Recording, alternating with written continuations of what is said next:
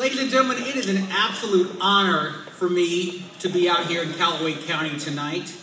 As I said, my name is Martin Baker, and I am a former candidate for United States Congress in Missouri Congressional District 1, which is St. Louis City and the northern half of St. Louis County. But one of the fun things is tonight that I don't get to be here as a candidate. I get to be here tonight as a conservative and as a fellow Republican. Most of you who've heard me speak before typically know that I'm the type of person who usually does a lot of facts, does a lot of numbers in his remarks. Tonight I'm going to deviate a bit from that and go back to a speech that was made in 1962 by General Douglas MacArthur to the cadets in West Point. One of the key points that stuck out to me was a quote that he made that said, duty, honor, country. Those three hallowed words reverently dictate what you want to be, what you can be, what you will be. They are the rallying point to build courage when courage seems to fail, to regain faith where there seems to be little cause for faith, to create hope where hope becomes forlorn.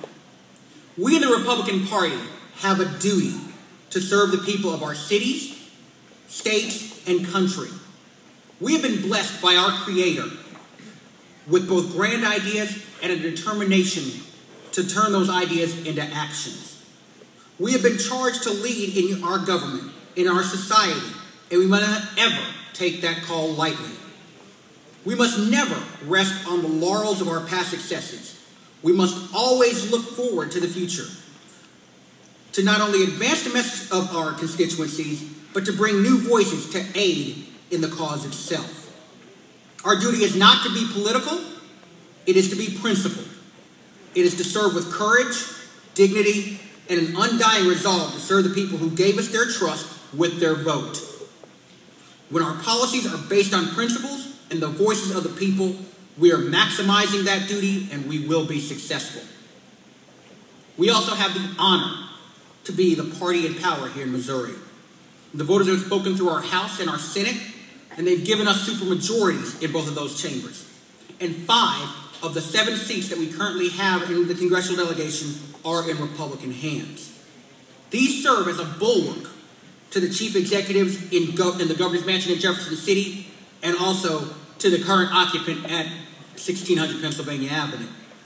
We serve at the request and the behest of the people, and we must honor them with good and prayerful governance. We must never be afraid to seek guidance from our constituencies when they visit our offices or attend our rallies and our events, as we are there to represent their views and their wishes. We must do more than listen to the people. We must listen to them rather than talk to the people. Any legislation we introduce or pass must and should represent what the people have desired, not what we desire for them. We must not ever be afraid to stand in opposition of the governor or the president when they attempt to introduce policies or legislation that will counter to our Constitution or to the guiding principles that our state and our nation was founded upon.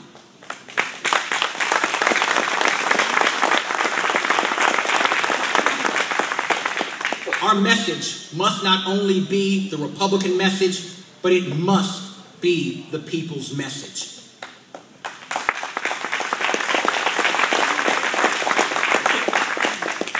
Finally, we in the GOP, we serve our country. President Ronald Reagan said, if we love our country, we should also love our countrymen.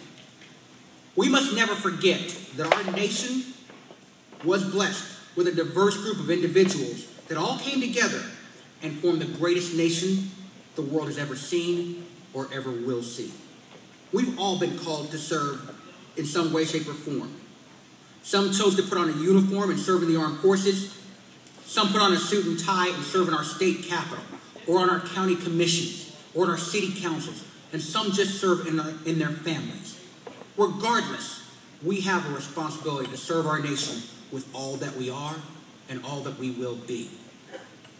My final quote is again from Ronald Reagan. He said, you and I have a rendezvous with destiny.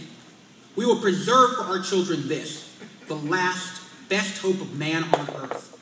If we fail, at least let our children and our children's children say of us, we justified our brief moment here. We did all that could be done. I think back to when I was on my 2-year service as a missionary for my church in Utah. And in the first days in the mission field, my mission president's wife told me a very profound yet simple statement.